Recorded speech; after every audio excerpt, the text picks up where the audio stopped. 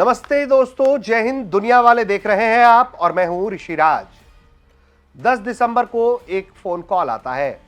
यह phone call PMO में होती है, बहुत महत्वपूर्ण बातचीत होती है। दरअसल यह फोन होता है इजराइल के राष्ट्रपति बेंजामिन नेतन्याहू का, जो अपने दोस्त, मित्र और सहयोगी साथी के साथ फोन पर बात करना चाहते हैं। पीएम मोदी फोन पर आते हैं, उनसे बातचीत तय होती है कि इस वक्त पर बातचीत होगी, तो बातचीत हो जाती है और फिर कई मुद्दों पर दोनों एक दूसरे से राय साझा करते हैं। बातचीत होती है और उसके बाद कहा जाता है कि जल्द असर दिखेगा, मिलते हैं। और अब देखिए, ग्राउंड पर एक्शन दिखाई दे रहा है। 10 तारीख की घटना और आज हम 16 दिसंबर को यह बात कर रहे हैं और 16 दिसंबर को इस देश के विदेश मंत्री यानी कि डॉक्टर एस जयशंकर जानते हैं कहां है? इजराइल में मुलाकात कर रहे हैं। इजरायली विदेश मंत्री से मुलाकात कर रहे हैं, प्रधानमंत्री से मुलाकात कर रहे हैं, राष्ट्रपति से मुलाकात कर रहे हैं। यानी कि एक थॉरो एक्शन प्लान जो पहले से तैयार था, उसका एग्जीक्यूशन शुरू हो गया है। और क्यों हो रहा है, क्या असर होगा, ये सब कुछ दुनिया वाले के एपिसोड में एक एक करके बात करेंगे। तो सबसे पहले आपको हम यहां सुनवाते हैं डॉक्टर एस जयशंकर जब इजराइल पहुंचे तो वहां पहुंचकर उन्होंने क्या कुछ कहा है। बहुत महत्वपूर्ण बयान दिया है। ऑस्ट्रेलिया में जो बॉन्डी बीच पर आतंकी हमला हुआ, उसकी खुलकर निंदा की। इजराइल के साथ अपने संबंध को मजबूत बनाने यानी कि government to government connect, business to business connect, people to people connect पर जोर दिया है। इजराइल के साथ सहयोग बढ़ाने पर, इजराइल के साथ दोस्ती मजबूत करने पर जयशंकर ने अपना कमिटमेंट दर्शाया है। तो सबसे पहले सुनवाते हैं और फिर बात आगे बढ़ाएंगे। First of all, let me say what a pleasure it is to be back in Israel, and our meeting takes place just about a month since your visit to India. It gives us a chance to continue the conversation about the direction of our ties and all that we have achieved, and we hope to do further. But before I begin, let me first of all convey our very, very sincere, deep condolences at the loss of life due to the terror attack at the Hanukkah celebrations in Bondi Beach. I want to say that we condemn it in the strongest possible terms. Where India and Israel are concerned, we are both countries who have a policy of zero tolerance towards terrorism. We appreciate your consistent support to our fight against terrorism in all its forms and manifestations. Today, Minister, we will, as you noted, be discussing our strategic partnership, which has really developed very significantly in the last decade. It has a G2G dimension, a B2B dimension, one between P2P between peoples as well. And I would say it's really, there are a very large number of domains today that our relationship touches in one form or the other.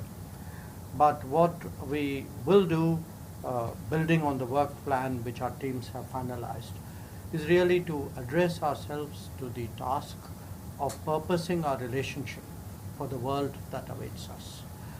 Because in many ways, we are very, very complementary partners, and we must make the most of that.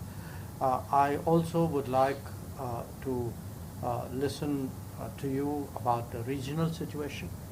I want to say that India supports the Gaza peace plan and hopes that it would lead to a lasting and durable solution.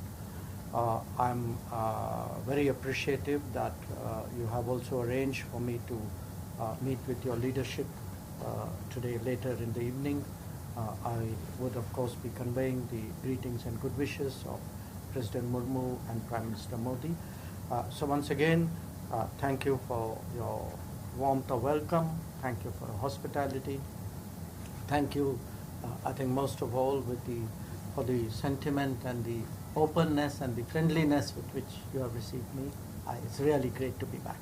10 दिसंबर 2025 को Israeli प्रधानमंत्री Benjamin Netanyahu Bharat के प्रधानमंत्री नरेंद्र मोदी से बातचीत करते हैं phone पर। दोनों नेता रणनीतिक साझेदारी को मजबूत करने की बात करते हैं उसकी समीक्षा करते हैं, सहमति जताते हैं, आतंकवाद के सभी रूपों की कड़ी निंदा करते हैं और जीरो टॉलरेंस नीति को अपनाने पर जोर देते हैं। वेस्ट एशिया यानी कि पश्चिमी एशिया की मौजूदा स्थितियों पर विचार पर आदान प्रदान होता है।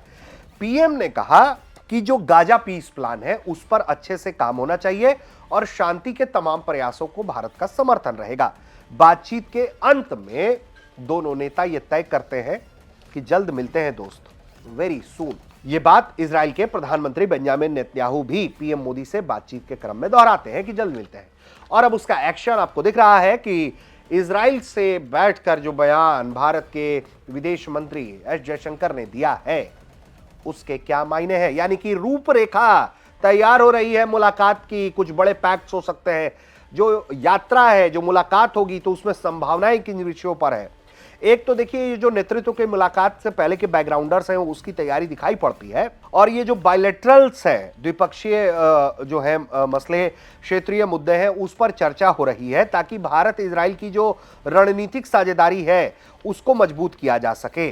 जो जयशंकर का यात्रा है उसके मद्देनजर, ताकि आगे जो ये संभावित यात्रा है, मुलाकात है भारत के प्रधानमंत्री और इजराइल के प्रधानमंत्री की, उसकी भूमिका रूपरेखा तैयार की जा सके, और उसके संदर्भ में ये बहुत ज्यादा जरूरी भी हो जाता है। और सबसे बड़ी बात कि इजराइल के साथ भारत के जो संबंध है वो कई अहम क्षेत्रों में है, जैसे रक्षा और सुरक्षा के क्षेत्र में भारत इजराइल के बीच अच्छा सहयोग रहा है। दोनों बहुत मजबूत पार्टनर हैं रक्षा के। दोनों देश आतंकवाद विरोधी सहयोग और साइबर सुरक्षा में मजबूत साझेदारी रखते हैं, और आगे भी इस दिशा में अत्याधुनिक ड्रोन्स हो, मिसाइल्स हो, उसको लेकर लगातार दोनों देशों में डील्स होते रहते हैं, बातचीत होते रहते हैं। फ्री ट्रेड एग्रीमेंट पर भी बातचीत की दिशा प्रगति में है। तो क्या करना है, जब ये दोनों मिलेंगे तो क्या एफटीए पर साइन ही हो जाएगा सीधे, या नेगोशिएशंस का ऐलान हो जाएगा कि हाँ हम करेंगे, ये कमिटमेंट दिखाएंगे। इसके अलावा कृषि के क्षेत्र में इजराइल की भूमिका बहुत अच्छी है क्योंकि उसके पास अत्याधुनिक टेक्नोलॉजीज है, और इस तरीके से कृषि, डिफेंस, तमाम चीजों में भारत को बड़ा फायदा होता है। इसके अलावा कई सारे ऐसे प्रोजेक्ट्स हैं जो I2, U2 है, भारत, इजराइल, यूएई और यूएस जैसे प्लूरिलेटरल प्रोजेक्ट्स हैं, उसको गति मिल जाएगी। इसके अलावा मध्य पूर्व में भारत की संतुलित जो कूटनीति है वो मजबूत होती है इजराइल के साथ, और ऊर्जा सुरक्षा और भारतीय प्रवासियों के हित के लिए भी बहुत जरूरी हो जाता है। कुल मिलाकर भारत और इजराइल के बीच के जो संबंध है वो विश्वासों पर है, विश्वसनीयता को और गहरे करते हैं जब इस तरह की मुलाकात होते हैं, और दोनों देशों के लिए रणनीतिक रूप से काफी फायदेमंद है दोनों का एक दूसरे का साथ।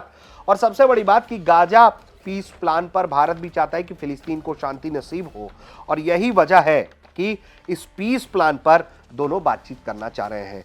और देखिए ये तमाम बैकग्राउंडर्स है, रक्षा है, स्ट्रेटेजिक पार्टनरशिप है, तमाम चीजें हैं, उसमें भी अहम हो जाता है कि ये जो कारोबार है ना वो बहुत अच्छा है और अच्छी स्थिति में आगे बढ़ता चला जा रहा है। जैसे अगर फाइनेंशियल ईयर 2024-25 की बात करें, अप्रैल 2024 से नवंबर और दिसंबर 2025 तक के उपलब्ध जो डेटा बताते हैं रक्षा को छोड़कर, उसमें तकरीबन $3.6 यानी कि 3.6 से 3.75 बिलियन के आसपास है, और इसमें रक्षा नहीं है इंक्लूडेड। भारत का इजराइल को निर्यात लगभग 2.14 बिलियन है, और इजराइल से भारत का आयात 1.48 बिलियन है। और साल 2023-24 में जो कुल व्यापार था दोनों देशों के बीच में वो 6.53 बिलियन का था। डायमंड व्यापार को शामिल करने पर कुछ स्रोत जो है वो बताते हैं कि कई आंकड़े ये जो है वो 5 बिलियन के आसपास भी बैठ जाते हैं। 2025 में थोड़ी कमी आई है क्योंकि इजराइल कई मसलों में उलझा हुआ है, और दोनों देश फिलहाल फ्री ट्रेड एग्रीमेंट पर बात कर रहे हैं, जिससे बढ़ावा मिलेगा दोनों देशों को कारोबार करने पर, साझा प्रयास करने पर। कृषि के क्षेत्र में, रक्षा के क्षेत्र में आत्मनिर्भरता भारत जो चाहता है वो इजरायली तकनीक के जरिए भी हासिल कर सकता है, क्योंकि देखिए तकनीक होगा तो मार्ग प्रशस्त हो जाएगा। तो एक बड़े मुलाकात की, बड़े इवेंट से पहले की बैकग्राउंडर तैयारी चल रही है, और जयशंकर पहुंचे हुए हैं, मुलाकात कर रहे हैं, और एक रूपरेखा खींची जा रही है। तो दुनिया वाले में एक बड़ी घटना होगी जब इजराइल के पीएम और भारत के पीएम फिर से मुलाकात करेंगे, और दोनों की जो जुगलबंदी है जब दिखेगी तो दुनिया के तमाम देश कैसे रिएक्ट करेंगे ये भी देखना होगा। क्योंकि एक तरफ जहां भारत की गल्फ देशों में जिस तरह से पैठ है, पीएम नरेंद्र मोदी की जो जुगलबंदी यूएई के साथ दिखती है, सऊदी के साथ दिखती है, वैसी ही दोस्ती उनकी पुतिन के साथ दिखती है, वैसे ही दोस्ती अब जब वो कैमरे पर इजराइल के पीएम के साथ भी दिखेगी तो दुनिया कैसे रिएक्ट करेगी, ये बहुत बड़ा मसला है। और पाकिस्तान जैसे देश को न्यूट्रलाइज करके रखने के लिए इजराइल का सहयोग बहुत ज़रूरी भी हो जाता है, जो तमाम तरह से आपको चेक एंड बैलेंस करने में मदद करता है, तमाम एडवांस तकनीक देता है, हथियार देता है, ताकि आप अपने दुश्मन को उसकी हैसियत वक्त पर दिखाते रहें। दुनिया वाले का एपिसोड कैसा लगा आप हम कमेंट करके बताइए। आपको अगर हमारी ये बातचीत पसंद आ रही हो, आपको हमारे कंटेंट्स पसंद आ रहे हो, तो हमारे चैनल को सब्सक्राइब करिए, बेल आइकन भी दबा लीजिए, ताकि दुनिया वाले के तमाम एपिसोड्स आपको वक्त पर उपलब्ध होते रहें। धन्यवाद।